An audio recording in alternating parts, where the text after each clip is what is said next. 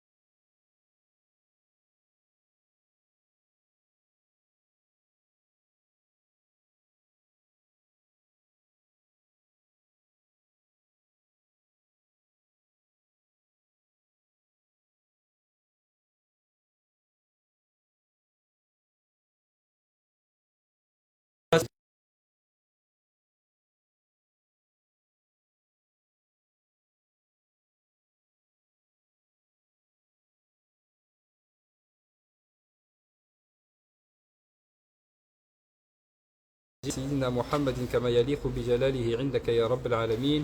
اللهم علمنا ما ينفعنا، اللهم انفعنا بما علمتنا، اللهم زدنا علما مباركا يا رب العالمين. اللهم إنا نسألك العلم والإيمان والعمل، اللهم إنا نسألك علما نافعا ورزقا طيبا وعملا متقبلا يا رب العالمين.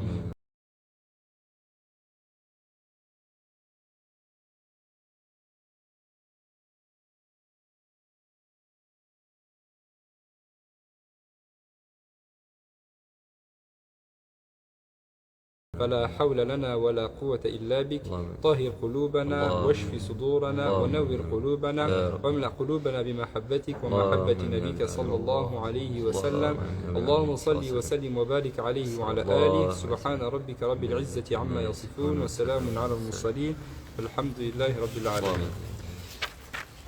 On avait débuté donc en lisant quand même la préface, même si ce n'était pas de l'auteur, on disait, mais il y a quand même des éléments un petit peu importants à lire là-dedans. Donc on poursuit, on était arrivé, il me semble, à la page numéro 14, n'est-ce pas?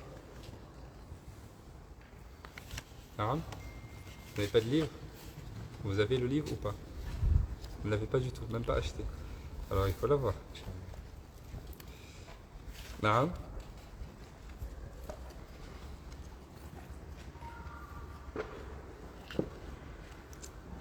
من يقرأ؟ من يقرأ؟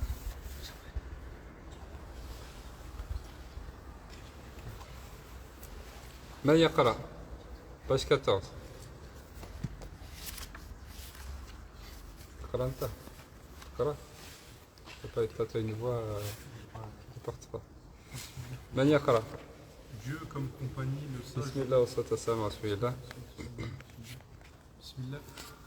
Dieu comme compagnie, le sage, l'autre n'est pas tout. Prends à partir du paragraphe qui suit, tout le dilemme d'un homme pieux. Bien fort, hein, pour qu'on t'entende là-bas.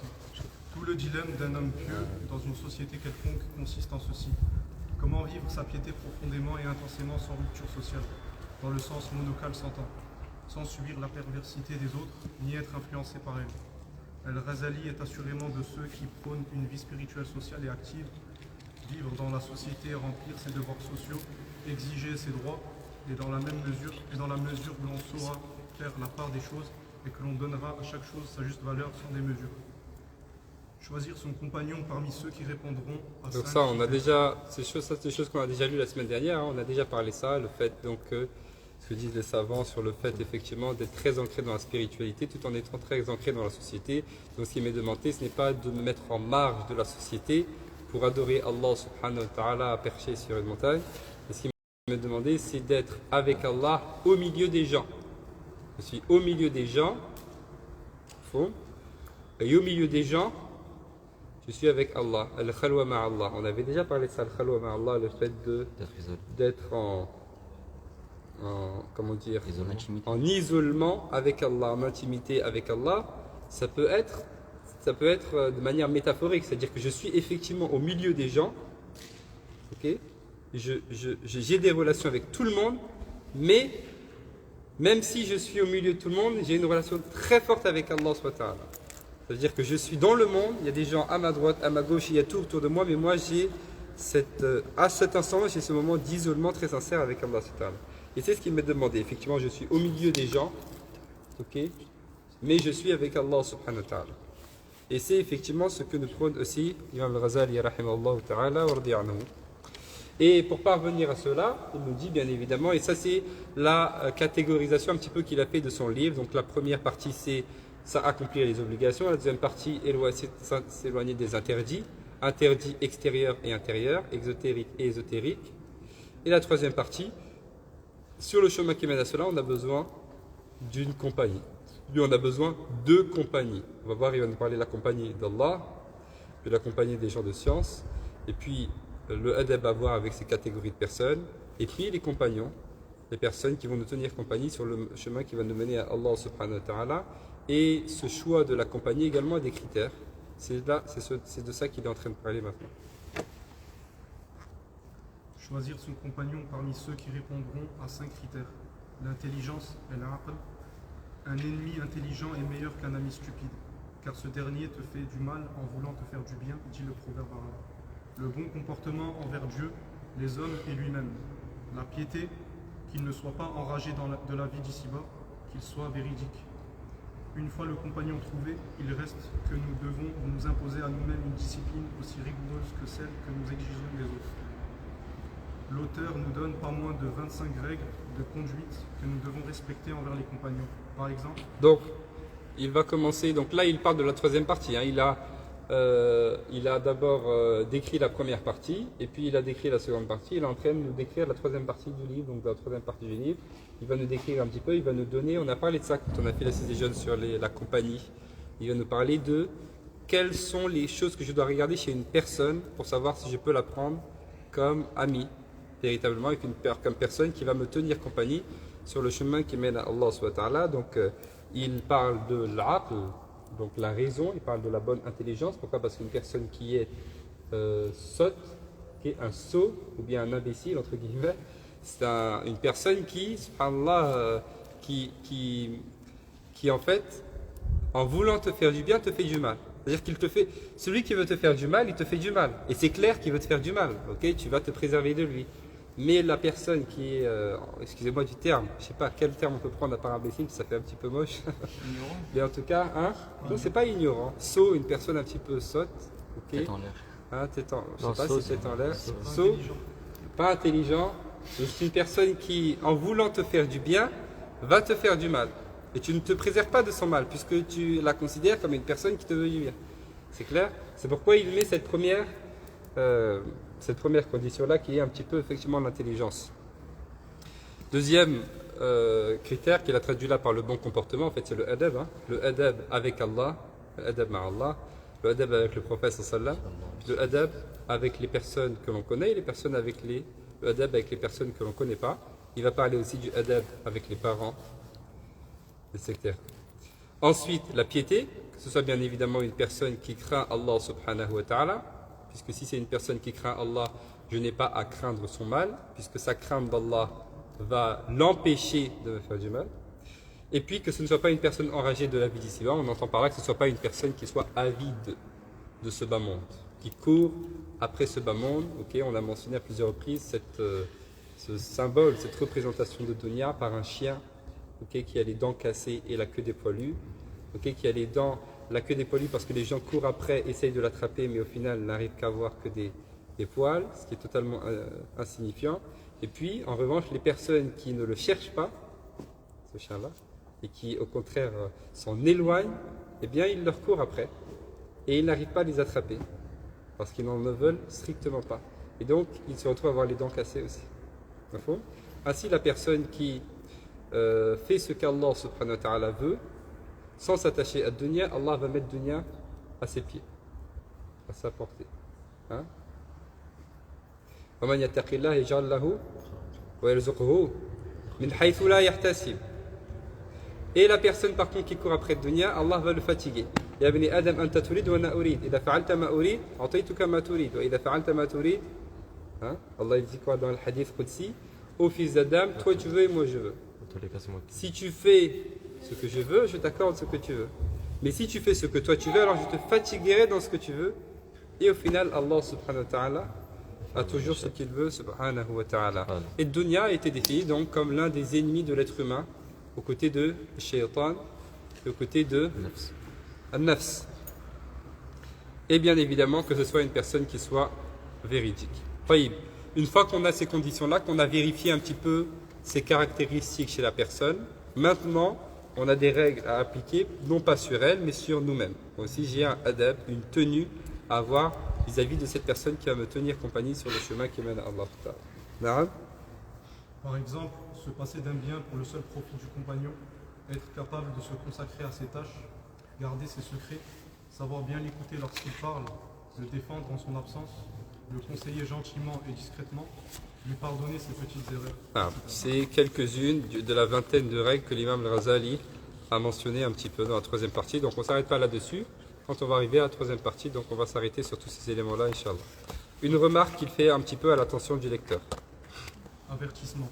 Nous prévenons le lecteur que de peur de surcharger le livre, nous avons laissé certaines notions spécifiques au langage de l'islam tel quel, en procédant à certaines annotations pour essayer de les simplifier. Bien, très simplement, ça on ne cesse de vous dire, apprenez l'arabe. Traduire, c'est trahir, comme on sait. Le lecteur non averti doit savoir aussi que l'auteur professait le fiqh, la jurisprudence sous l'autorité de l'école Shafi'i, ce qui n'enlève en rien à la splendeur du livre et à la rigueur de la méthode. Parce que l'étude du livre ne va pas nous pousser à changer notre madhab, n'est-ce pas? Donc bien évidemment, nous sommes dans un cours de spiritualité, donc, on n'est pas dans un cours de fiqh. Ce qui nous intéresse, ça c'est la spiritualité qu'il y a là-dedans. L'imam al-Ghazali, rahimahullah ta'ala wa radi anhu, était dans le rite Shafi'i, donc il va mentionner dans ce livre un certain nombre de choses qui sont des avis qui sont appliqués dans le rite Shafi'i et qui ne le sont pas forcément pour nous dans les rites malikites. Okay, donc ça, il nous met juste en garde. Et ça, c'est la preuve un petit peu de l'attachement des savants à ces références que sont les madahib. Hein? Aussi, nous demandons au lecteur de comprendre que traduire n'offre pas les mêmes libertés qu'écrire un livre. Des passages lourds, des répétitions, des expressions proprement arabes vont souvent paraître ennuyeuses et difficiles à lire pour un non-arabisant. Cela tient d'abord aux différences fondamentales de style qui séparent l'arabe du français, ainsi qu'au fait que la culture de base de l'humble auteur, traducteur, est arabe avant tout. Traducteur, hein, pas l'auteur. Disons donc, si par malheur vous rencontrez des négligences, veuillez bien les corriger tout en regardant ce travail d'un œil clément, qu'Allah nous préserve et nous guide. Amin. Et ensuite l'introduction de l'auteur donc de l'imam al-Ghazali, rahimahullah ta'ala wa radi anhu. Les savants considèrent donc cet ouvrage-là, avant de commencer, comme étant l'introduction au livre Al-Ihya, Ihya Ulumuddin. Certains savants considèrent ce livre-là, Bidayatul Hidayah, comme on l'a dit quand on a fait l'introduction, comme étant l'introduction, le muqaddima, du livre Ihya Ulumuddin. Et les savants ont l'habitude de dire Man arada an-nihaya fa'alayhi bil bidaya. Man arada an-nihaya fa'alayhi bil bidaya. Et man arada al-wusul ila Allah fa'alayhi an yutqina al-bidaya. La personne qui veut parvenir à son objectif à la fin, la personne qui veut parvenir à Allah subhanahu wa ta'ala, doit parfaire autant que possible le début du cheminement. Le début du cheminement. C'est pourquoi l'imam Ghazali a fait le choix de ne pas, dans son livre, de ne pas nous donner des grandes règles de la spiritualité, comme beaucoup le faisaient peut-être des savants qui parlaient de la spiritualité à son époque, mais lui, il a décidé de nous décrire pas à pas ce que je dois faire, du matin jusqu'au soir. Vous allez voir, il va commencer du réveil, il va nous décrire toute la journée jusqu'au soir. Hein? Comme un maître spirituel qui dit à l'étudiant, voilà, il faut que tu fasses ceci, il faut que tu fasses cela, fais attention à ceci, fais attention à cela, de cette manière. Il ne nous donne pas des grandes règles de la spiritualité, mais il nous dit, voilà ce que vous devez faire au quotidien pour parvenir à cette grande spiritualité, parvenir à Allah. Donc on est vraiment au début du cheminement. C'est le titre du livre, Bidayatul Hidayah, initiation à la foi, ou bien les débuts de la guidance. Et la personne qui veut parvenir à la fin doit parfaire le début. Et c'est ce qui nous manque beaucoup aujourd'hui. Beaucoup de personnes qui s'engagent dans la religion tombent dans le travers de l'information de masse. Okay? Il y a beaucoup d'informations. Okay?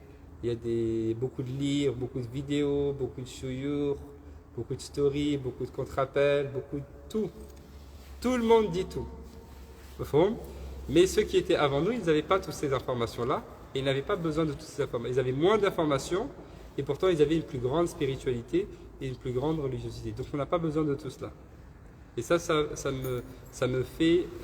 m'empêche de parfaire mon début. Le début, on le commence, on le connaît. Qu'est-ce qu'il nous dit Ibn Ashir?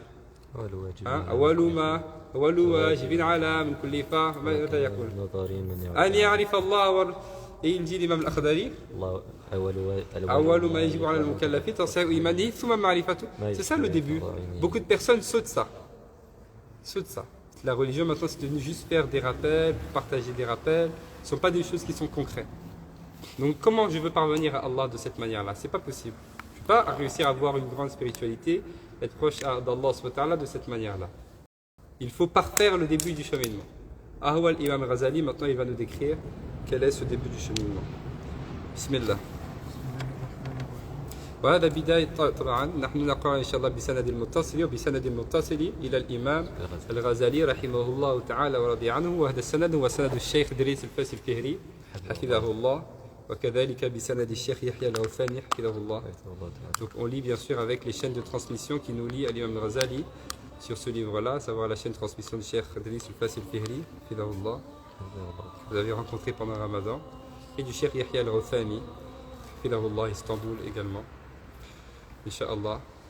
Et on mentionne bien sûr au début du livre Al-Hadith al-Musalsal bil-Awwaliya, comme on l'a déjà fait au début de la 6, قال رسول الله صلى الله عليه وسلم الراحمون يرحمهم الرحمن يرحموا من في الأرض يرحمكم من في السماء. Vous répétez Allah قال رسول الله صلى الله عليه وسلم الراحمون يرحمهم الرحمن يرحموا من في الأرض يرحمكم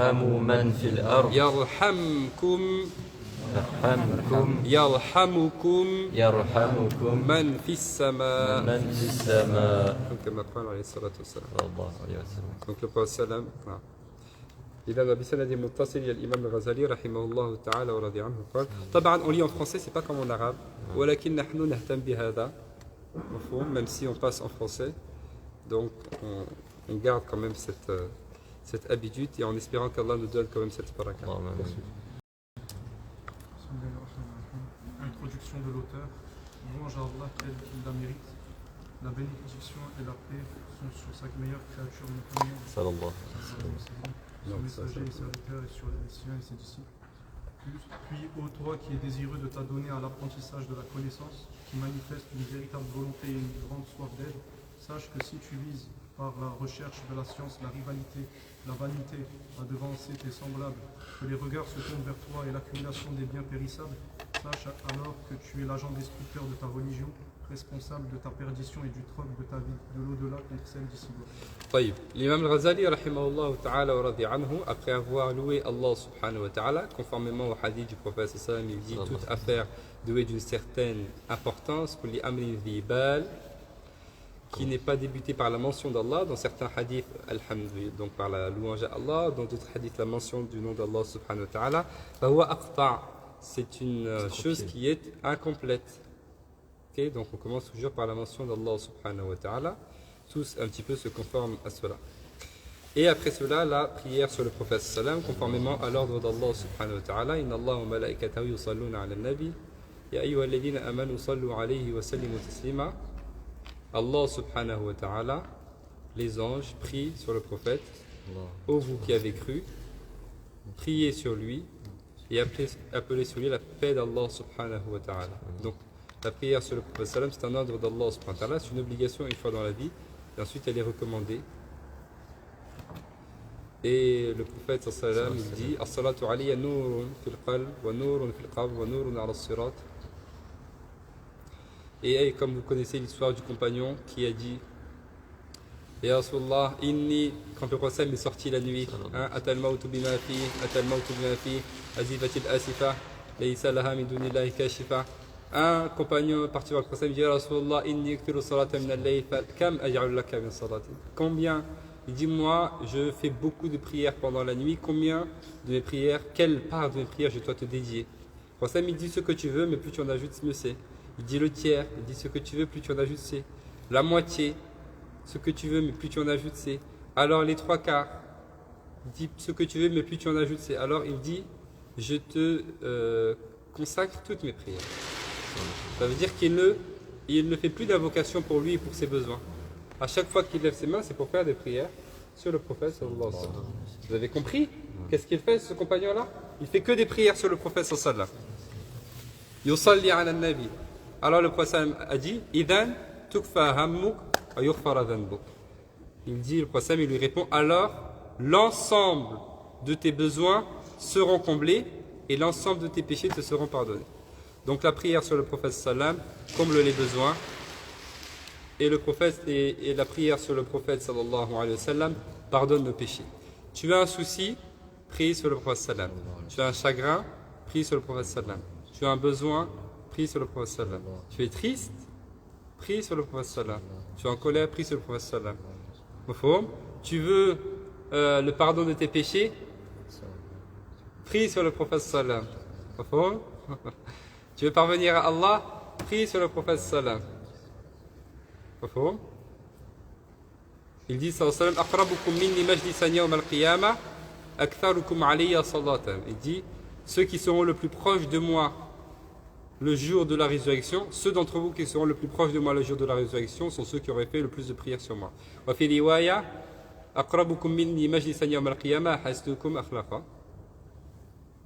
Donc la prière sur le prophète sallallahu alayhi wa sallam. Qu'Allah subhanahu wa ta'ala fasse de nous des gens qui prient abondamment sur le prophète sallallahu alayhi wa sallam et sur sa famille et sur ses compagnons. Et après avoir loué Allah subhanahu wa ta'ala et après avoir prié sur le prophète, ça c'est vrai aussi dans notre dua, donc ça fait partie de Asrar al-Dua, comme les savants nous l'enseignent, ça fait partie des secrets du dua. Okay?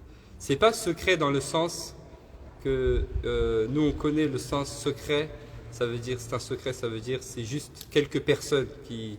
C'est réservé à certaines personnes. C'est pas dans ce sens-là. C'est secret dans le sens, ça fait partie des choses qui vont faciliter. Ça fait partie des éléments qui vont faire que mon dua, va être accepté par Allah. Il y a des causes. Ils disent donc, je commence bien évidemment le dua. Je commence toujours par faire des éloges à Allah subhanahu wa ta'ala. Des éloges, des glorifications à Allah subhanahu wa ta'ala. Ensuite, je fais la prière sur le prophète sallallahu alayhi wa sallam. Ou des prières sur le prophète sallam, une prière ou des prières sur le prophète sallam. Je ne peux pas le vivre par terre, attention. Après, je fais mes du'as, mes invocations. Après mes invocations, je refais la prière sur le prophète sallam. Et puis, je refais des éloges à Allah subhanahu wa ta'ala. Ainsi, si j'agis de cette manière-là, mon évocation sera entre deux prières sur le prophète sallam. Et les savants disent Allah subhanahu wa ta'ala est beaucoup plus généreux parce que la prière sur le prophète est toujours acceptée. La prière sur le prophète est toujours acceptée. Qadr al-Mustafa sallallahu alayhi wa sallam, c'est le rang du prophète sallallahu alayhi wa sallam. Et le rang du prophète, on ne s'arrête pas dessus, on n'a pas besoin de. Allah subhanahu wa ta'ala lui-même a fait son éloge dans le Coran. Allah subhanahu wa ta'ala a juré la amruka innahum lafi sakrati mi'amahun. Dans le Coran, Allah jure sur le le nom sur le prophète sallallahu alayhi wa sallam. Et Allah subhanahu wa ta'ala ne jure que par ce qui a énormément de valeur. Okay? Allah subhanahu wa ta'ala fait l'éloge du prophète sallallahu alayhi wa sallam. Wa innaka la'ala khuluqin 'azim. Et Allah subhanahu wa ta'ala dans le Coran ordonne l'obéissance au prophète sallallahu alayhi wa sallam, une obéissance inconditionnelle. Wa ma atakumur rasulu fakhudhuhu wa ma nahakum anhu fantahu. Wa ati'u Allah wa ati'u ar-rasul wa ati'u Allah wa ar-rasul wa man yuti'u ar-rasul faqad ata'a Allah. Qul in kuntum tuhibbuna Allah. Alors là, à Mulhouse, vous m'avez foutu la honte. Hein. Ils ont mis ce verset dans le quiz. Et je crois que la majorité d'entre vous, vous avez tous... Qu'est-ce qui s'est passé hein? Et ce verset, on le dit tout le temps en français et en arabe. قُلْ إِن كُنْتُمْ تُحِبُّونَ اللَّهَ فَاتَّبِعُونِي يُحْبِبْكُمُ اللَّهُ وَيَغْفِرْ لَكُمْ ذُنُوبَكُمْ. Dites vraiment, si vous aimez Allah, suivez-moi. Allah va vous pardonner, Allah va vous aimer et il va vous pardonner vos péchés. En parlant du prophète sallallahu alayhi wa sallam. Allah, ça veut dire, c'est le prophète sallam qui voilà.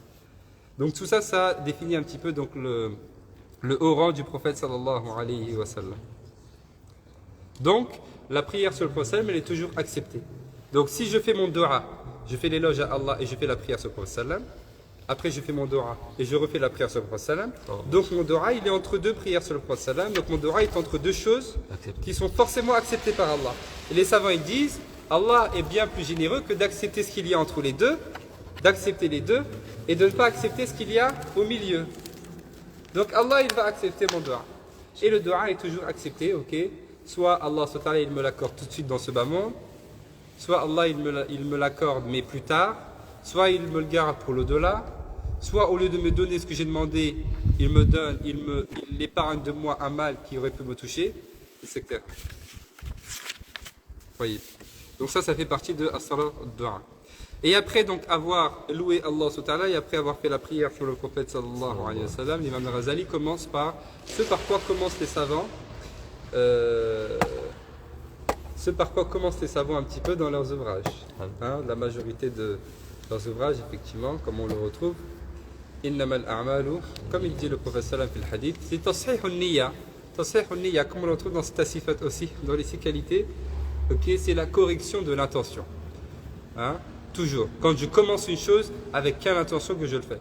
Parce qu'Allah subhanahu wa ta'ala n'accepte que ce qui est fait sincèrement et exclusivement pour lui.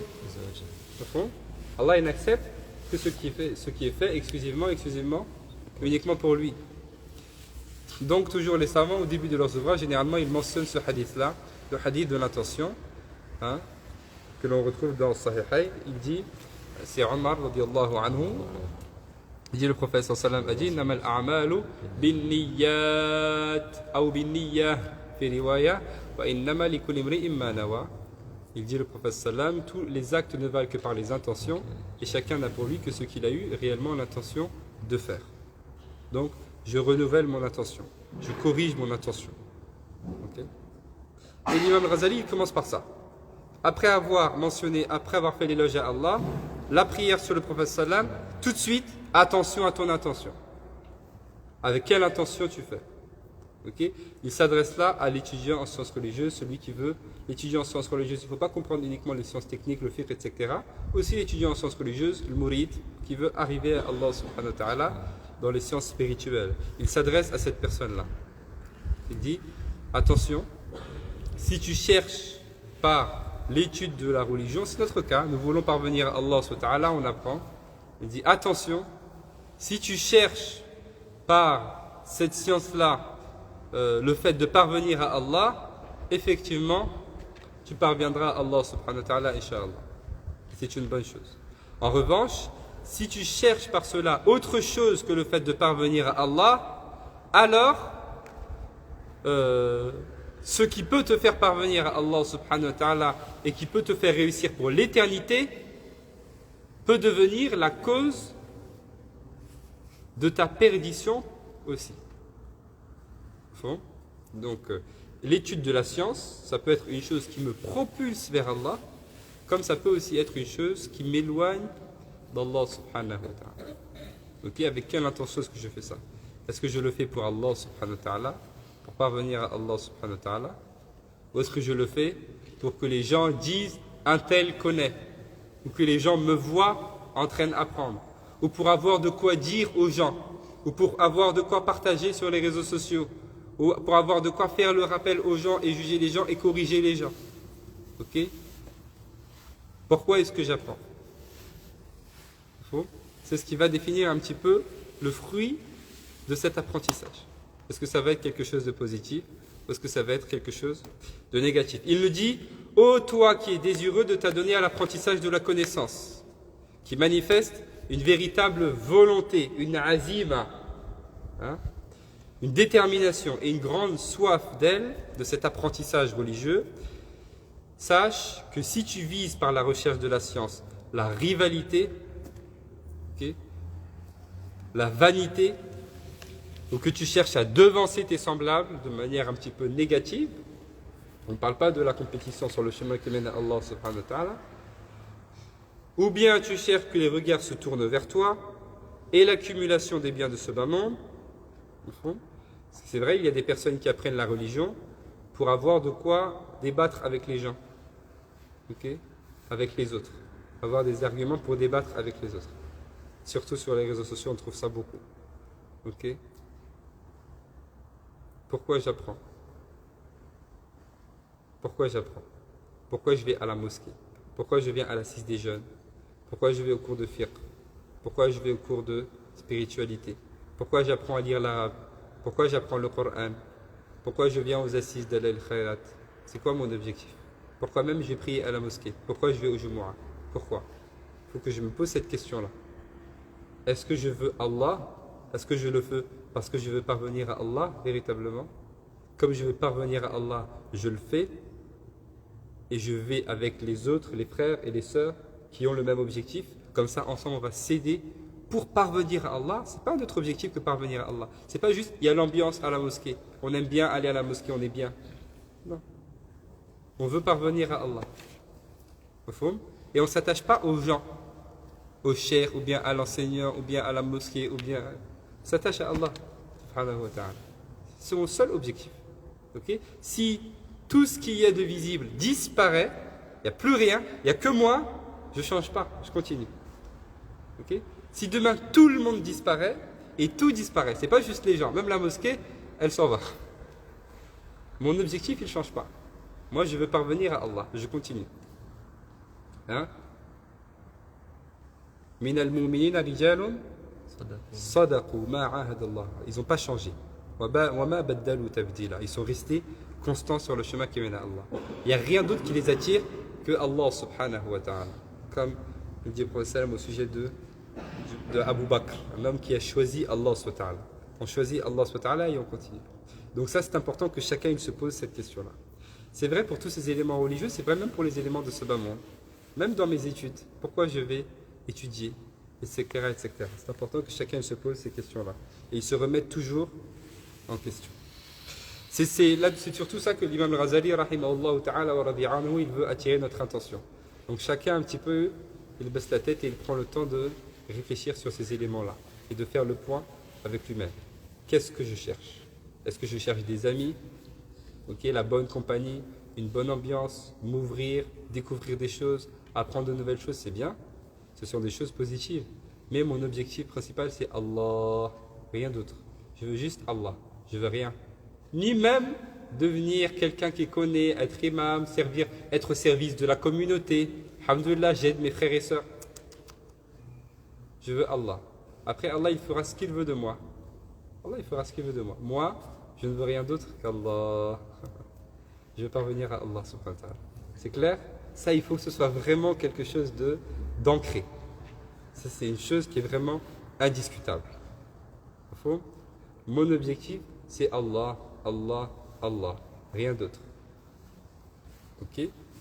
Si Allah subhanahu wa ta'ala voit ça dans notre cœur, sincèrement, il va nous permettre de continuer.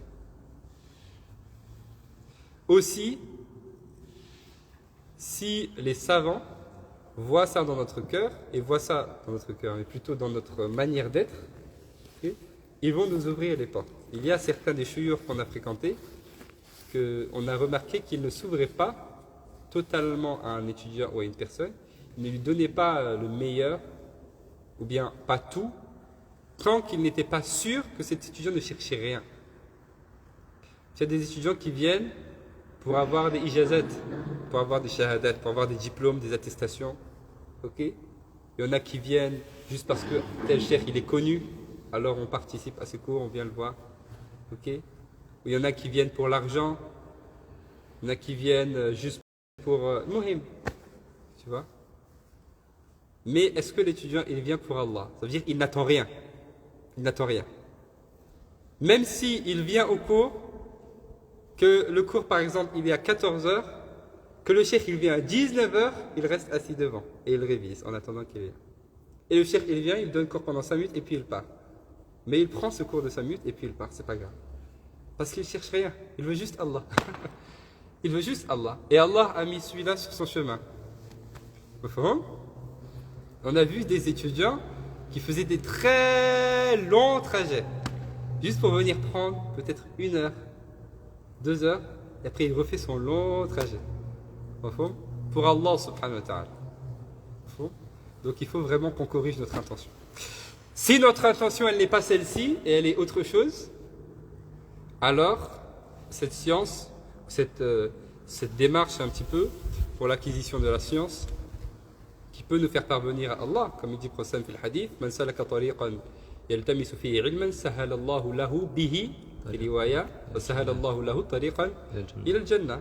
La personne qui emprunte un chemin pour l'acquisition de la science, Allah lui facilite un chemin vers le paradis.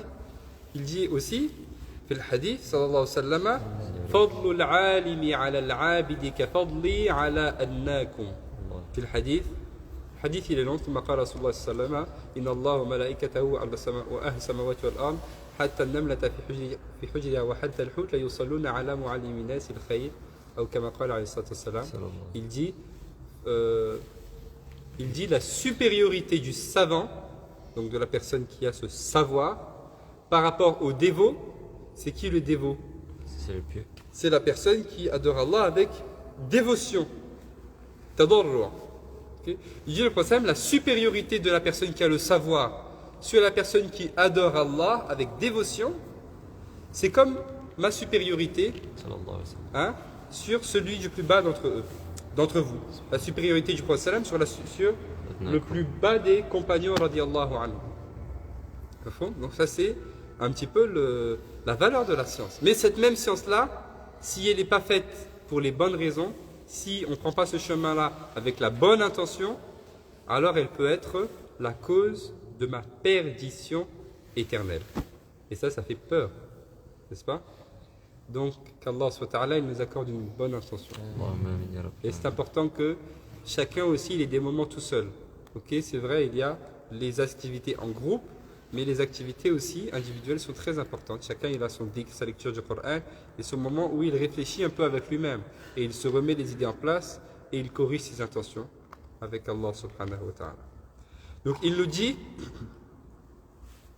si par contre à travers l'acquisition de la science, tu cherches, là on parle pas d'une personne qui a un manque de volonté, c'est une personne qui a vraiment la motivation, la détermination, l'azima, qui a vraiment la volonté, l'irada, qui veut apprendre, qui fait des efforts qui a soif de la science, qui veut vraiment, mais qui n'a pas une bonne intention. Il dit, mais avec l'intention de la rivalité, débattre avec les gens, ok? On n'est pas responsable des gens. Allah, il ne va pas nous questionner sur chacune et chacun. Okay? Il y a des gens qui sont responsables des gens. Pas responsables des gens. Pourquoi j'ai besoin de commenter tout ce que font les gens et tout ce que disent les gens et tous les actes des gens? C'est pas ma responsabilité. Je ne dis rien, Allah ne me questionne pas. Mais à partir du moment où j'ouvre ma bouche, je vais devoir répondre de ce qui sort de ma bouche. Okay? Donc j'apprends. Si j'ai la possibilité de corriger les choses et de faire le rappel de manière très sage, okay, avec l'assurance, ça veut dire je réfléchis avant de le faire au scénario qui ferait que cette personne elle ne peut qu'accepter mon conseil. Et ensuite je le mets en pratique. Je peux le faire, bismillah, je le fais. Mais par contre, si je sais que c'est juste pour créer du débat, que cette personne elle va commencer, c'est pas la peine. Au fond. Donc, sans chercher la rivalité. Si je cherche la rivalité, il nous dit je cherche la vanité, je cherche à devancer les gens, à être devant les gens, le fait que les gens, ils me regardent, ils se tournent vers moi, ou bien l'accumulation des biens périssables. Aussi, il y a des personnes qui utilisent la religion pour se remplir les poches, ok, qui profitent un petit peu de la célébrité qu'ils ont auprès des gens. Ok. Et tout ça, ça se traduit dans le comportement. Ok. Cheikh, il nous donnait l'exemple d'un cheikh, par exemple, qui vient dans une assise, et par exemple, il arrive en retard dans l'assise. Tu vois, un qui arrive en retard dans l'assise, il dit c'est un cheikh, il va s'asseoir, comme tout le monde, il va suivre le cours, bien sans trop se faire remarquer. Mais quand tu vois une personne qui arrive en retard, par exemple, dans le cours, qui arrive et qui se fait remarquer, tu vois, Assalamu alaikum, tu vois, ça va tout le monde pour dire Zama, je suis là, hein, au fond, et puis il vient s'asseoir, ok, ou bien il ne s'assoit pas, il attend qu'on lui donne une place pour voir, ok, on lui donne une place devant, tout le monde dit Bismillah, il va être content. Ah, alhamdoulilah, ça ce sont des bons talabas qui connaissent l'adab, qui ont la valeur des savants, des imams. Ok. Par contre, si on le laisse une place un peu derrière, il dit subhanallah, ça ce sont des talabat l'ilm, ils connaissent même pas la valeur des savants, la valeur des imams, ils laissent comme ça au bout de l'assemblée. Au fond. Donc, les gens qui cherchent un peu le fait d'être mis en valeur, être mis devant, etc. Et ça, c'est même de l'intérieur. C'est-à-dire, mon nefs, il n'accepte pas d'être relégué comme ça. Subhanallah, je suis imam quand même. Oh, prenez soin de moi. Donc, c'est quoi mon état intérieur? Quel est mon état intérieur? C'est vrai pour tout le monde. Je prends l'imam d'un cheikh, l'exemple d'un cheikh, d'un imam. Ça peut être n'importe qui. Même une personne comme ça, lambda, qui vient, okay, qui fait remarquer, etc. Personne qui vient avec modestie, humilité. Ok, salam alaikum, qui s'assoit, qui suit le cours. Donc, est-ce que je cherche que les regards se tournent vers moi? Est-ce que je cherche l'accumulation des biens? Etc. Alors, il nous dit, sache alors que tu es l'agent destructeur de ta religion, responsable de ta perdition, et tu troques de ta vie de l'au-delà contre celle, ici-bas, la vie de ce bas monde.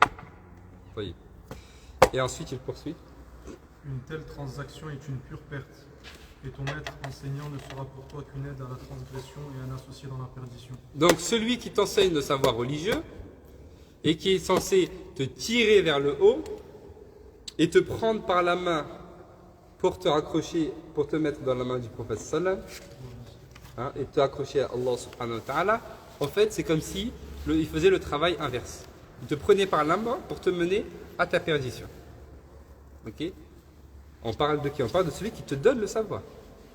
Qui te donne le savoir religieux, le savoir noble, de valeur, etc., etc., qui te fait parvenir à Allah.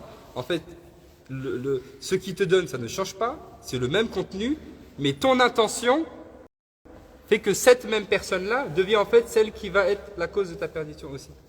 Parce que tu n'as pas la bonne intention. Tu as l'intention de te faire voir, par exemple, ou tu dois être devant les gens, etc., etc. Donc plus on te donne, plus ça grandit en toi, ça grandit en toi, ça grandit en toi. Vous voyez la dangerosité de la mauvaise intention. Il est semblable à un vendeur d'épée ou à un bandit de grand chemin. Ah.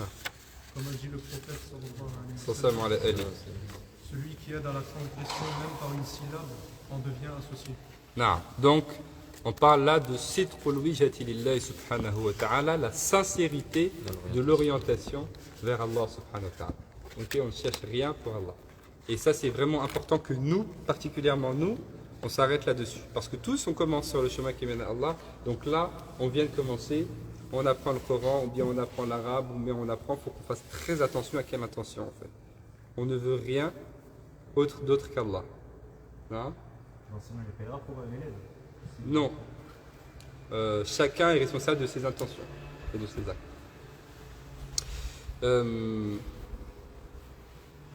Donc on fait attention effectivement à nos intentions, qu'Allah soit ta'ala nous le permette.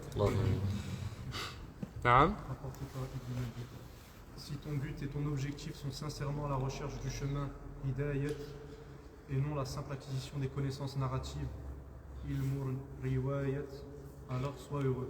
Donc, il nous dit si en revanche, effectivement, ton objectif ce n'est pas toutes ces mauvaises choses, qui sont pour un certain nombre d'entre elles, comme la vanité, l'ostentation, etc. Comme on a déjà parlé, amrad al-qulub, ces maladies un petit peu du cœur. Mais que mon objectif, effectivement, c'est sincèrement de rechercher le chemin, la guidance, al-hidayah, qui mène à Allah subhanahu wa ta'ala, et que ce n'est pas non plus l'acquisition un petit peu donc des connaissances narratives, ilm al-riwayat. Je vous ai parlé qu'il y a des étudiants en sciences religieuses qui ne cherchent que ça, qui voyagent que pour avoir cette science un petit peu technique, okay, les ijazat, les shahadat, etc., etc. C'est pas quelque chose de mal en soi, okay, mais c'est mon intention un petit peu qui m'éloigne de mon objectif, malheureusement. Alors, effectivement, si je suis sincère, il nous dit sois heureux. Pourquoi? Comme on l'a vu tout à l'heure dans le hadith, hein, que Allah subhanahu wa ta'ala et ses anges et ceux qui sont dans les cieux et sur la terre jusqu'à la fourmi dans ce trou et le poisson dans l'eau prient pour la personne qui enseigne le bien aux gens. Voilà. Prie pour cette personne-là, c'est-à-dire demande le pardon d'Allah subhanahu wa ta'ala pour cette personne-là. Car les anges trouvent grandes leurs ailes lorsque tu marches, les poissons de la mer demandent pour toi le pardon de Dieu quand tu te meus. Ah. L'étudiant, quand il va pour apprendre, il marche pour aller apprendre la science, il est fils sabilillah déjà, et puis il marche sur l'aile des anges. Il marche sur les ailes des anges. Donc il n'y a pas de chose qui a le plus de valeur dans ce monde. Ça fait partie des choses, comme il dit le prophète dans le hadith, hein, tout ce qu'il y a dans ce monde est maudit, sauf quelques éléments. Donc parmi ces éléments-là, il y a l'évocation d'Allah subhanahu wa ta'ala, et ça rentre un petit peu là-dedans. Naam. Mais il te faut savoir avant toute chose que la guidée, qui est fruit de la science, a un but, un commencement, un aboutissement et une fin. Et une fin.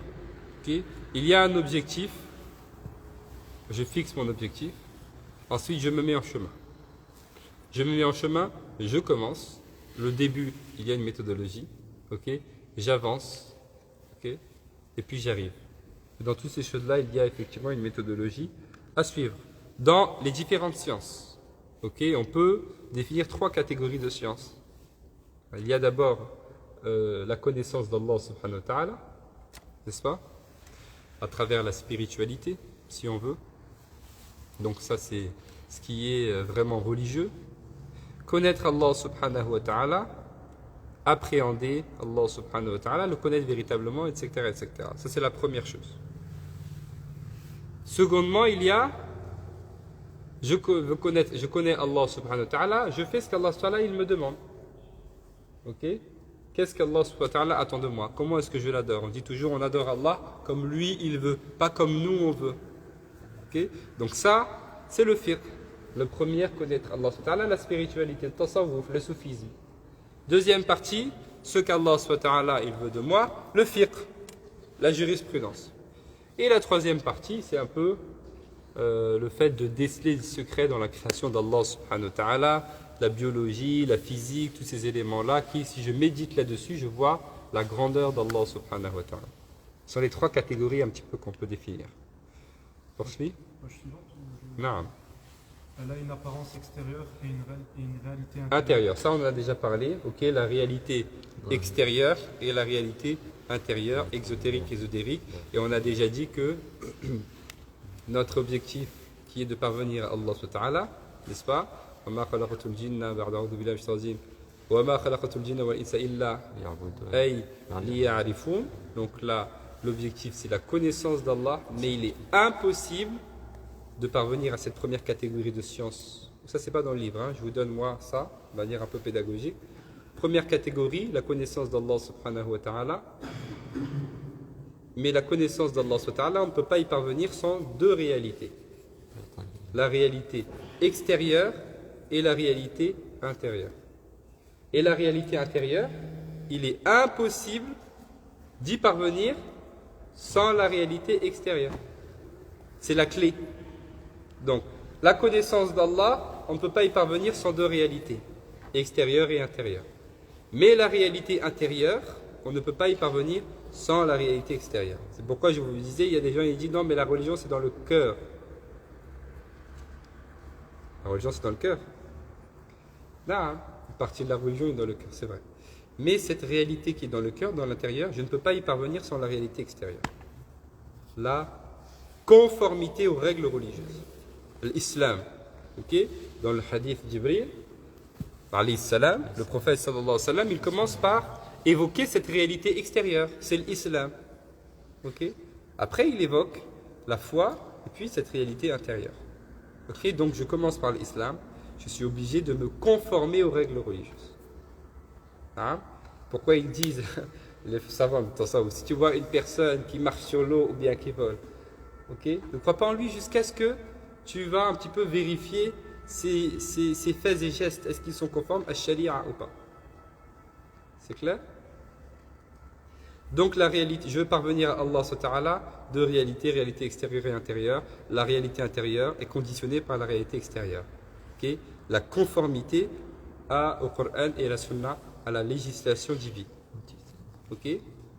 Et cette conformité à la législation divine est une condition à la réalité intérieure, au fait de parvenir aux eaux profondes de la connaissance d'Allah subhanahu wa ta'ala. Okay? Au sens très profond. Je vous disais la dernière fois, vous entendez parfois des savants qui donnent des interprétations qui sont très poussées. Ce ne sont pas des choses qu'on trouve dans des livres. C'est Allah subhanahu wa ta'ala qui leur donne un certain nombre de choses. Ils sont arrivés à un certain nombre, à certains. Donc, cette réalité un petit peu, et ces sens très profonds. Qu'Allah subhanahu wa ta'ala nous permette.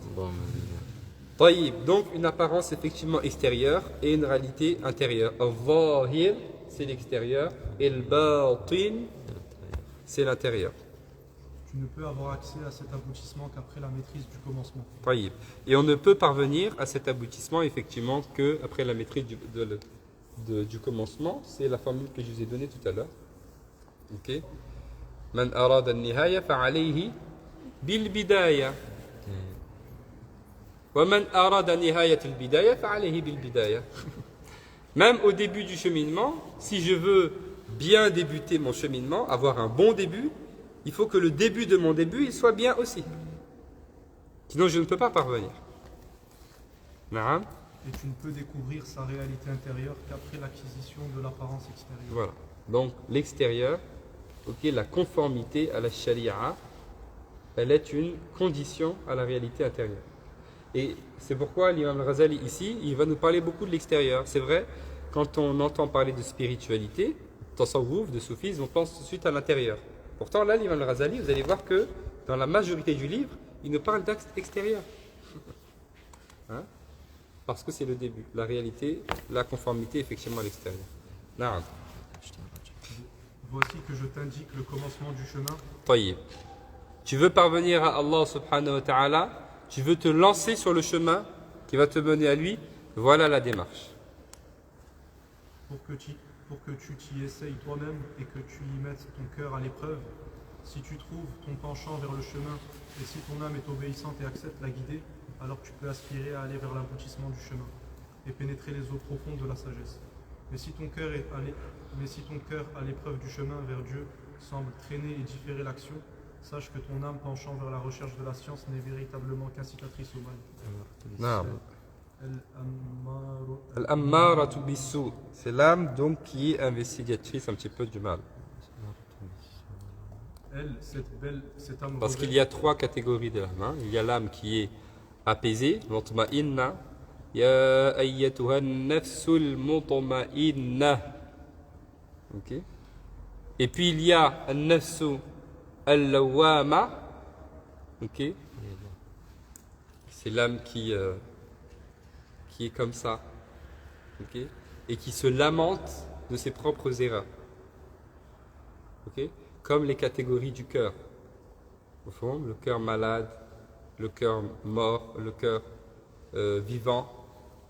Donc le cœur malade, c'est le cœur d'une personne qui, parfois comme ça, mais qui se lamente de son mal. Donc, le cœur vivant, c'est le cœur d'une personne qui ne fait que du bien, qui n'est acquis que par le bien, etc. etc. Muhim, qalbun fi lisanihi fasih, wa fi hayatihi yani sahih. Et puis il y a le cœur mort, donc ça, khatamallahu ala qulubihim, qu'Allah nous en préserve. Et puis il y a le cœur marid, le cœur malade, ok, qui se divise aussi en autre catégorie, le cœur malade. Et ce cœur malade-là, c'est le cœur d'une personne qui fait parfois du bien, fait parfois du mal, mais qui a du bien et qui veut faire le bien, mais parfois qui est son mal ou bien son nefs prend le dessus. Alors, quand son nefs prend le dessus, il se lamente, l'âme se lamente de ça, de son mal, et elle aimerait bien s'en sortir. Alors, la personne continue à faire des efforts, Et ça, c'est notre cas à nous. Hein. C'est notre cas à tous, majoritairement, on est tous dans cette catégorie-là. Qu'Allah nous guérisse. Et puis il y a An-Nafsu Al-Ammara Bisu. Poursuit. Elle, cette âme rebelle, s'est dressée, obéissante au maudit diable pour te lancer la corde de sa chimère afin de t'entraîner par son guet-apens vers les flots de la perdition. Le but de l'âme rebelle est de propager en toi le mal sous la forme du bien, jusqu'à ce qu'il te compte parmi ceux dont l'effort dans la vie présente est égaré, alors qu'il s'imagine faire du bien. Donc là, ce qu'il décrit, c'est pour la personne qui veut prendre le chemin qui mène à Allah subhanahu wa ta'ala. Donc il nous dit, voilà, je te donne le début du cheminement, prends-le comme une notice, comme un mode d'emploi, comme une ordonnance un petit peu à suivre à la lettre, étape par étape. Okay? Si tu vois, alhamdoulilah, que tu es préparé à cela et que tu t'es lancé et que tu peux un petit peu suivre le chemin, c'est un bon signe. Si en revanche tu vois que les choses sont un peu plus compliquées, alors il y a encore un travail intérieur à faire et il faut plutôt s'inquiéter. C'est alors que Satan te récite les mérites de la science. Alors, cette personne qui n'est pas enclin à avancer sur le chemin, Shaitan la pousse quand même à prendre le chemin. Ok? Mais Shaitan sait que cette personne, en prenant ce chemin de l'acquisition de la science, c'est une personne qui est en train de s'enfoncer dans le mal. Okay? Alors là où quand c'est pour le bien, il ne te montre pas les mérites de la science, il te trouve des autres activités. Au lieu d'aller au cours de fiqh, allez viens, on va faire un foot, on va faire un five, c'est ça? Ou bien on va faire je sais pas quoi, etc. Pourquoi tu ne fais pas à un autre moment? Pourquoi tu le fais au moment du cours de fiqh? Il n'y a pas un autre moment dans la journée où on va faire un five. Ok?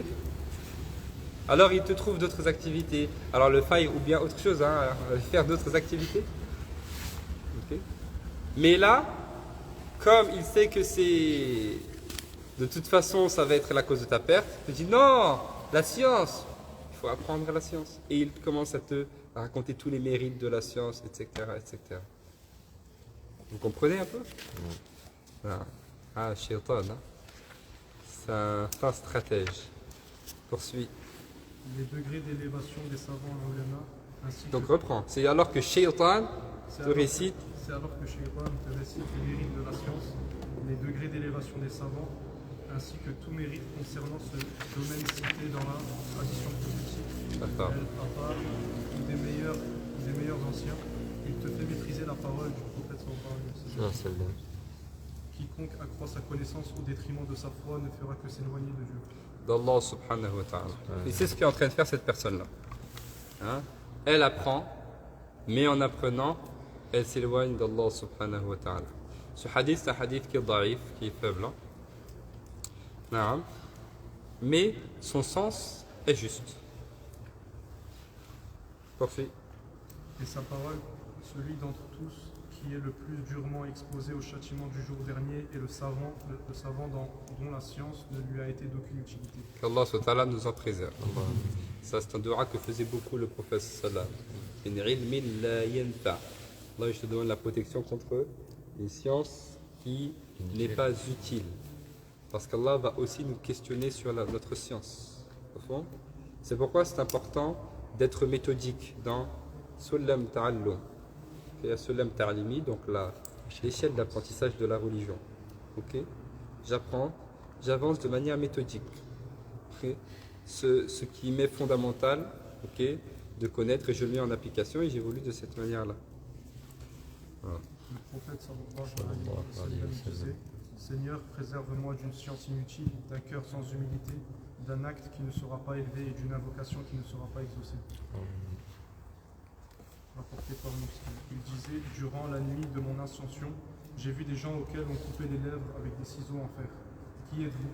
Leur ai-je demandé. Ils répondirent, nous ne faisions pas le bien que nous ordonnions et faisions le mal que nous interdisions. Rapporté par Ibn Hibban. Gare à toi, humble musulman, ne te laisse pas faire par sa falsification de la vérité, afin qu'il ne te tente pas la corde de son illusion. Malheur à l'ignorant auquel une seule leçon n'a pas suffi, et malheur aux savants auxquels 1000 leçons n'ont pas suffi. Non. Non. Poursuis. Donc tout ça c'est juste, on est toujours dans Innamal a'malu binniyat. Attention à avec quelle intention un petit peu tu te lances sur ce chemin-là. On est toujours dans l'introduction. Oui. Il dit malheur à l'ignorant auquel une seule leçon n'a pas suffi, et malheur au savant auquel 1000 leçons n'a pas suffi. Qu'est-ce que tu n'as pas compris là-dedans? L'ignorant, il est ignorant. Il ne connaît pas beaucoup de choses. Okay? Cela ne lui a pas suffi. Le savant, il connaît beaucoup de choses. Il a une science un petit peu aiguë. Et malgré cela, toute cette science-là ne lui a pas suffi. C'est clair? Ils en sont au même point. Sache qu'il y a 3 sortes de chercheurs de sciences. Vous avez compris ou pas? Mais les deux sont dans le mal et les deux sont punis. Okay? L'ignorant, il a la même responsabilité d'adorer Allah subhanahu wa ta'ala. Okay? D'apprendre, de questionner s'il ne connaît pas et comment faire, etc. Fas'alou ahla dhikri in kuntum la ta'lamun. Demandez aux gens de science et vous ne savez pas, c'est ma responsabilité. Chaque chose que je vais faire, je dois savoir quel est l'ordre d'Allah subhanahu wa ta'ala et puis aussi quelle est la sunna du prophète sallallahu alayhi wa sallam. Si je ne sais pas, je pose la question. Okay? Et puis le savant, il avait cette science-là, mais il ne l'a pas mis en pratique. Et donc, elle ne lui a été d'aucune utilité. Donc l'un et l'autre, effectivement, ils en sont au même niveau. Sache qu'il y a 3 sortes de chercheurs de sciences. Mais le savant là, tu vois, le hadith du prophète sallam qui précède démontre un petit peu la gravité pour le savant. Hein? Davantage de gravité. Parce que ziyad fil adab, le fait qu'il y ait un châtiment spécifique, s'il y a un châtiment spécifique, ça démontre la gravité de la chose.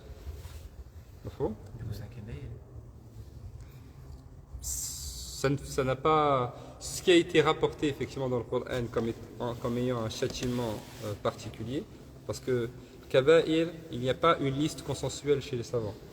Il y a beaucoup de chiffres qui sont mentionnés chez les savants, certains 17, 10, 21, etc. Donc il n'y a pas un chiffre. Donc certains savants, ils ont dit, de manière générale, tout ce qui a été rapporté comme ayant, dans les hadiths sahih ou dans le Coran, comme ayant un châtiment spécifique, on va le mettre là-dedans. Non. Oui. C'est un hadith sahih que là.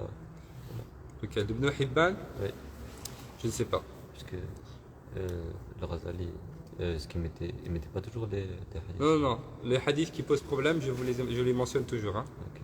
Non. Donc le frère, il fait la remarque, pour ceux qui n'ont pas entendu, il dit effectivement, il y a parfois dans les livres des hadiths qui ne sont pas des hadiths à prendre en considération.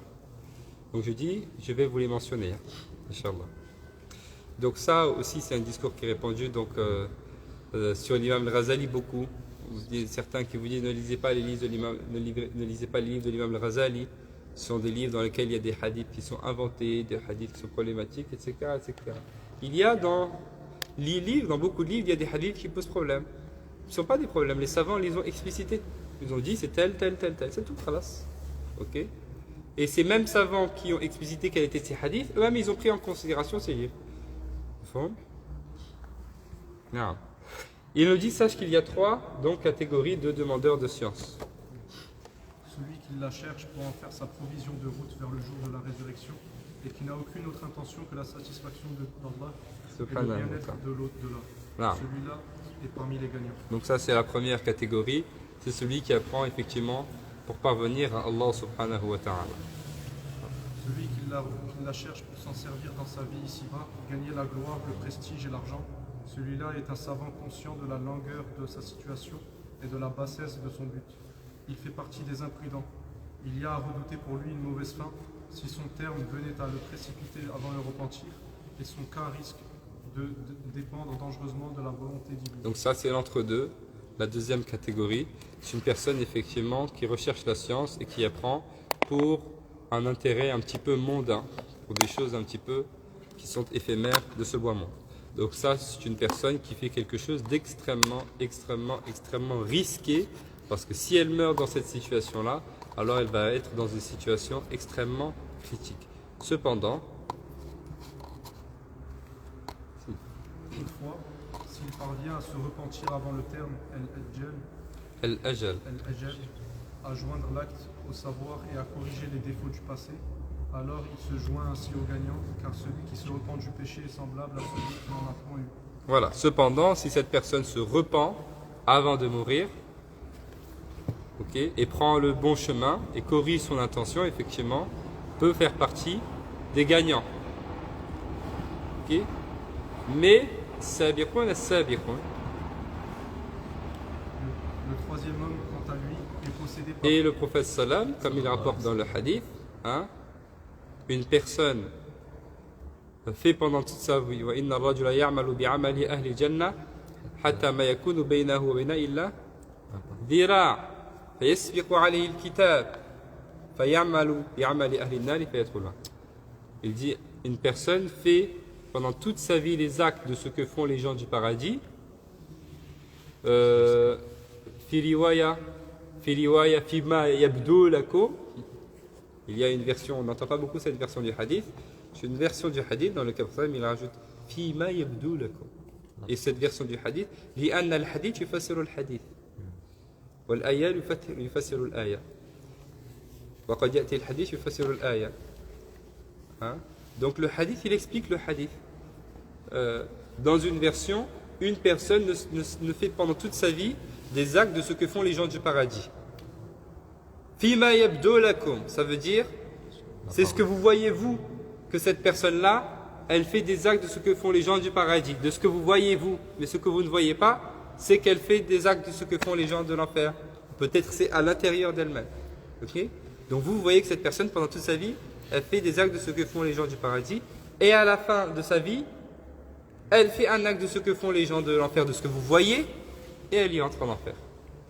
Parce qu'il y a des gens qui peuvent être un peu perturbés par ça. Il dit, mais attends, si la personne pendant toute sa vie elle a fait du bien, et à la fin de sa vie elle fait quelque chose de mal et elle va en enfer, donc c'est injuste. Pourquoi fima yabdu lakum, c'est ce que vous voyez qu'elle fait du bien. Mais si elle va en enfer, c'est que bien évidemment elle a fait majoritairement des choses qui sont mauvaises, qu'elle doit être purifiée pour cela, ou bien si elle n'a pas cru qu'elle va être éternellement là-dedans, qu'Allah nous en préserve. Pareil l'inverse, une personne qui pendant toute sa vie fait des actes de ce que font les gens de l'enfer, de ce que vous voyez vous, de ce que vous ne voyez pas, c'est qu'elle fait des actes de ce que font les gens du paradis, et peut-être c'est à l'intérieur d'elle-même. Ok? C'est clair? Le troisième homme, quant à lui, est possédé par Shaitan, prétexte de sa science pour amasser de l'argent, se vanter du prestige et se glorifier du grand nombre de sa suite. Par sa science, il entre partout pour se satisfaire de la vie. Donc ça, c'est une personne qui est atteinte par Shaitan. Non. Par-dessus tout, son âme choyée le fait rêver et espérer. Elle l'appelle à former des vœux pieux parce qu'il est savant.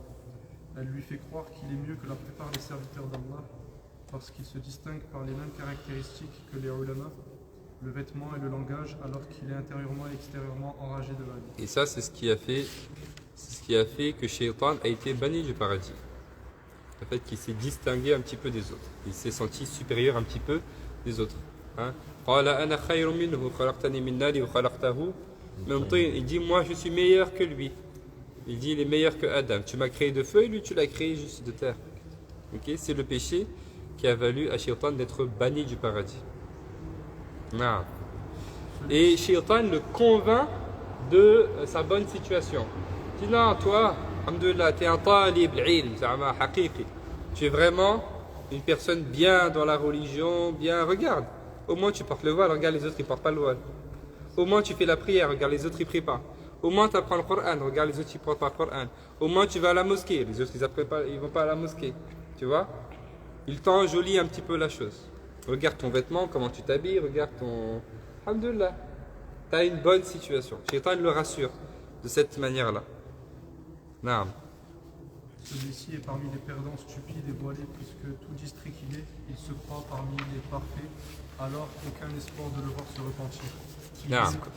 Le fait qu'il est convaincu de sa bonne situation fait qu'il ne revient pas vers Allah subhanahu wa ta'ala. Parce qu'il est convaincu qu'il est bien. Il dit pourquoi je vais me repentir? On se repent quand on fait quelque chose de mauvais. Moi, alhamdoulilah, ça va. Je suis bien. Pourquoi je vais me repentir? Personne qui ne se remet pas en question. Non. Il ignore la parole d'Allah. Ô vous qui croyez, pourquoi dites-vous ce que vous ne faites pas? Il est parmi ceux desquels le messager sallallahu alayhi wa sallam a dit: mon inquiétude pour vous n'est pas de l'antéchrist, dit le prophète sallallahu alayhi wa sallam. C'est de quoi lui demande-t-on? Les mauvais ulama, répondit-il. Sallallahu alayhi wa sallam. Donc comme il les a décrits, ils sont satisfaits d'eux-mêmes, ils ont une mauvaise situation, mais ils sont satisfaits d'eux-mêmes et ils sont convaincus de leur bonne situation. Ainsi, ils s'égarent et ils égarent les gens. Qu'Allah nous en préserve. Non. Et ceci est plus grave encore. Celui-ci est d'une dangerosité plus grave, puisque l'objectif affiché de l'antéchrist est d'égarer les peuples. C'est un objectif qui est explicite, qui est visible. Okay, on peut s'y préparer.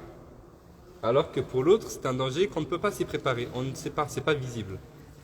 Hein? On ne peut pas le distinguer. C'est caché. Hein? Quant à ce sage, même si par sa langue il éloigne les hommes de la vie d'ici-bas, il la leur recommande en réalité par ses actes et son comportement.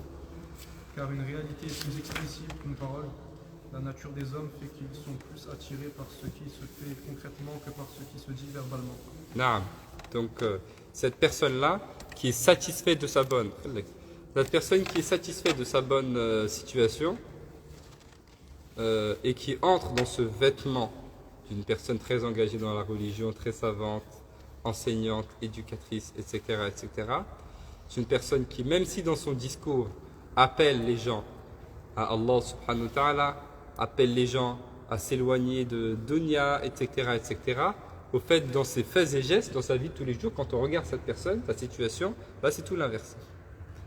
C'est tout l'inverse. Et les gens suivent ce que l'on fait. Ok? Les gens suivent ce que l'on fait. Si je vous dis, par exemple, nous, dans le rythme malikite, on doit toujours faire on fait la prière, par exemple, selon la vie majoritaire, en faisant un seul salam à droite. Et je fais deux salams. Vous allez me dire, mais pourquoi tu fais deux salams, toi? Et tu nous dis, on fait un seul salam. Il y a quelque chose. Okay? Si j'ai dit, nous, on prie un seul, par exemple, et moi, je prie un frère. Vous allez me dire, mais attends, tu te fous de nous ou quoi? Pourquoi tu fais pas ce que tu nous dis?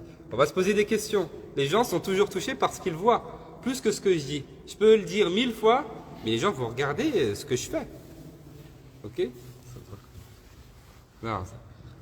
Ce que cet arrogant a détérioré par ses actes est supérieur à ce qu'il a réformé par ses paroles.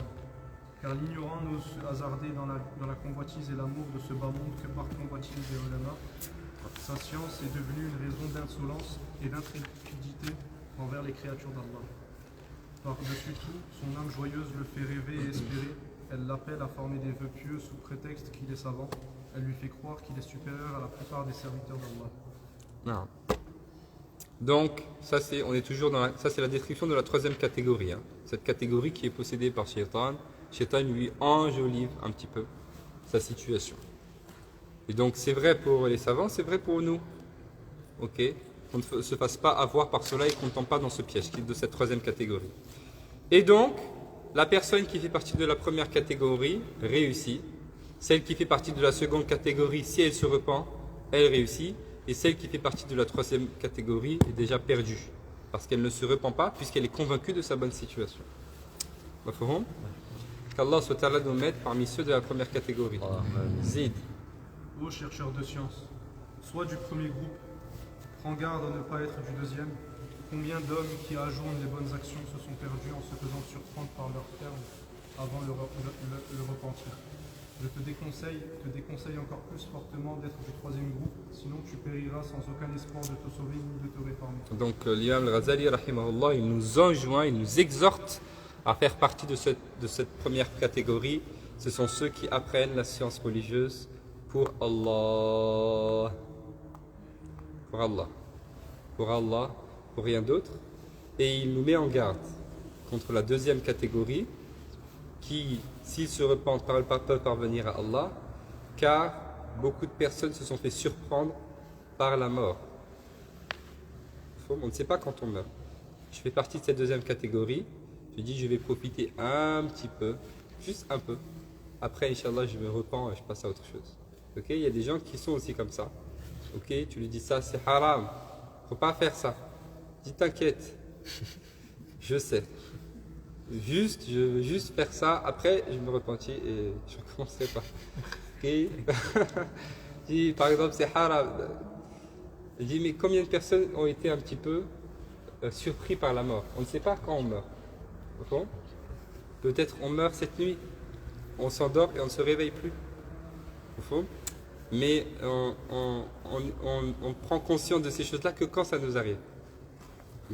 Sinon, on pense que ça n'arrive qu'aux autres. Okay. Combien de personnes, combien de familles, ils se sont réveillés en trouvant un enfant, bien un père, ou bien une mère, ou bien un frère décédé. On ne sait pas quand on meurt. Peut-être on meurt cette nuit, on ne se réveille pas. Alors chacun essaie de s'imaginer dans quel état va être sa famille, et ses amis, les personnes qu'on connaît, etc., etc. Peut-être on meurt demain, peut-être après-demain, peut-être dans une semaine, peut-être dans quelques mois, peut-être dans quelques années. On ne sait pas, Allahu A'lam. Donc on ne prend pas le risque. On ne prend pas le risque. Parce que la mort, elle ne prévient pas. Au fond, donc il nous dit, prends garde à ne pas être de cette deuxième catégorie en te disant, je me repentirai. Car combien de personnes se sont fait surprendre par l'arrivée de leur terme. Et il nous dit, et je te déconseille encore plus de faire partie de cette troisième catégorie, sinon tu périras sans aucun espoir de te sauver, ni de te réformer. Et ensuite, une fois qu'il nous a dit tout cela, il nous a donné tous ces conseils-là, attention, fais attention à ton intention, à une bonne intention, ok? Sois du premier groupe, si tu veux commencer.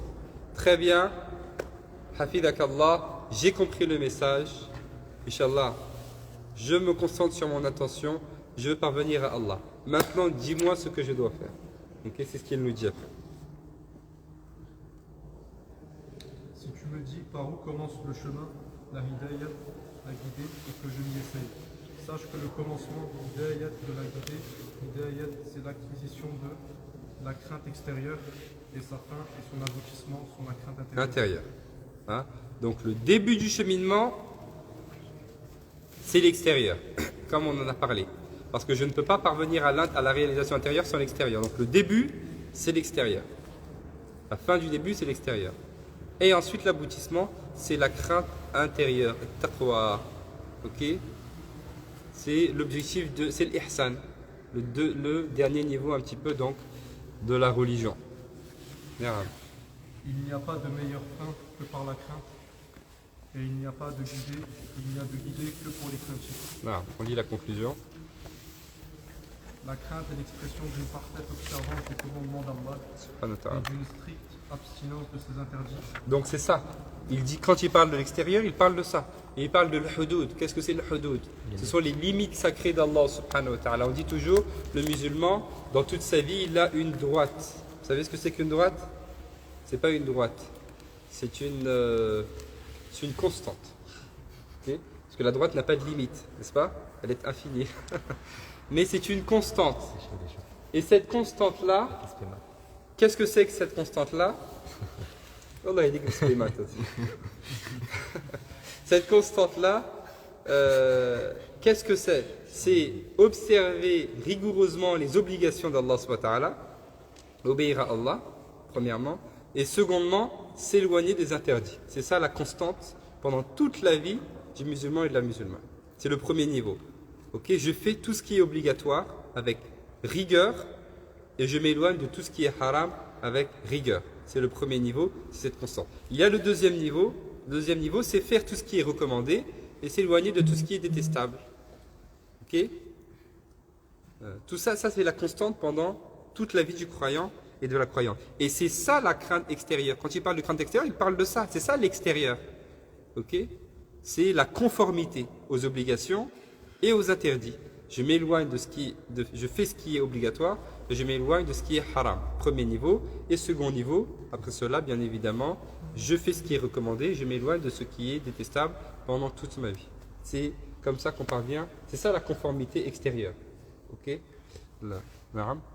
La crainte est l'expression d'une parfaite observance des commandements d'Allah et d'une stricte abstinence de ses interdits. C'est ça. Donc, observance des commandements d'une part et l'abstinence des interdits d'autre part. Et ça, c'est la première partie du livre et la deuxième partie du livre. Elles forment deux parties distinctes. Voici que je viens te présenter des indications sommaires de ce qui est la crainte extérieure en deux parties. Et j'y joindrai une troisième partie afin que ce livre soit une vue d'ensemble suffisante. Allah subhanahu wa ta'ala est le seul à qui demander de l'aide. Non.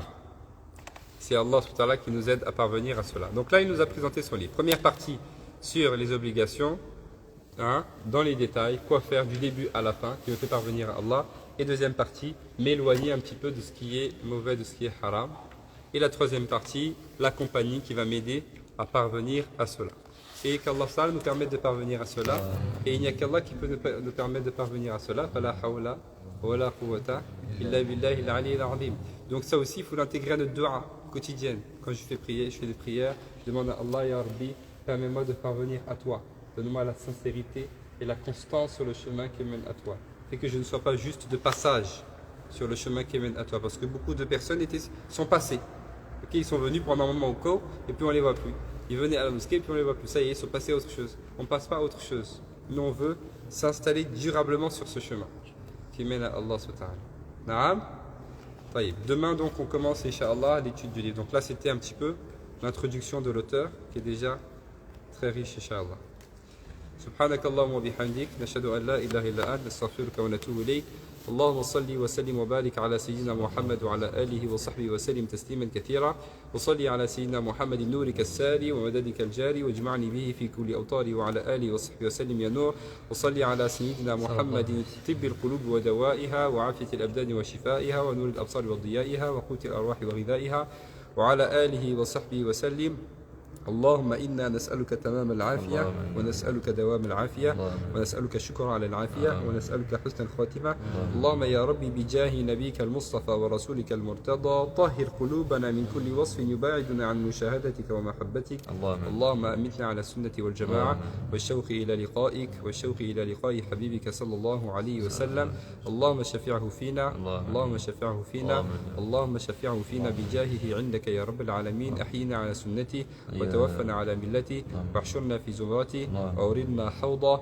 واسقنا من يده الشريف شربة لا نظمأ بعدها أبدا يا رب العالمين بسر ونور القرآن العظيم وببركة بسم الله الرحمن الرحيم الحمد لله رب العالمين الرحمن الرحيم مالك يوم الدين إياك نعبد وإياك نستعين اهدنا الصراط المستقيم صراط الذين أنعمت عليهم غير المغضوب عليهم ولا الضالين آمين اللهم صل على سيدنا محمد عبدك ورسولك النبي الأمي وعلى آله وصحبه وسلم تسليما سبحان ربك رب العزة عما يصفون وسلام على المرسلين والحمد لله رب العالمين تقبل الله منا ومنكم.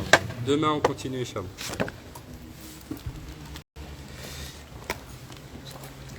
Ceux qui ont cours avec Cheikh Ayoub, ils vont commencer tout de suite.